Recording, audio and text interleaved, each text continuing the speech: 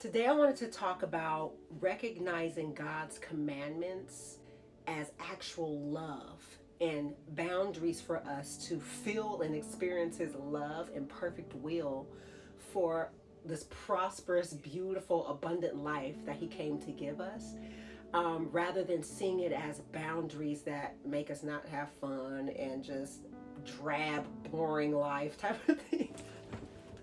No joy, no fun, all this jazz. When really, I have so much more joy the more I've surrendered my life to the Lord and see His commandments as wow, that's actually love.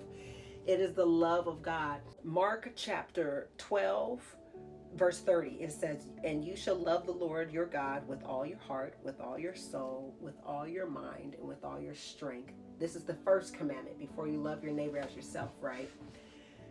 I never understood the love God put in that as just a protection for me, actually.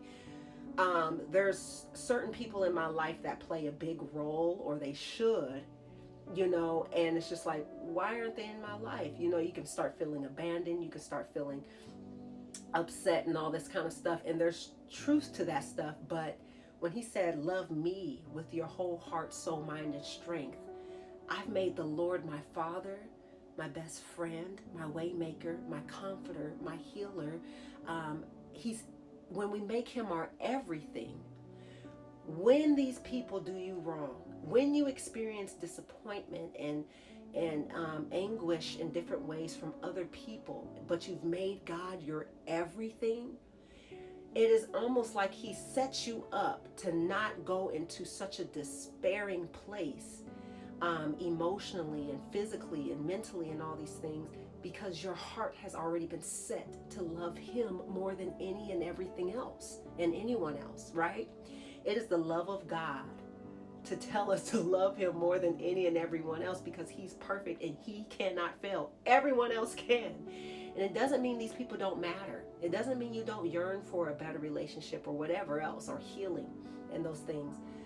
But I see God's commandments as love now in a different way. And I pray that this blesses you to fully surrender your need for other people to be your God, or be that pinnacle thing in your life when God wants that place. And I'm not saying neglect your relationships, but this will bring healing to your soul as it has done mine. So anyway, I pray this bless you, and go out there and release the zeal you have for Jesus.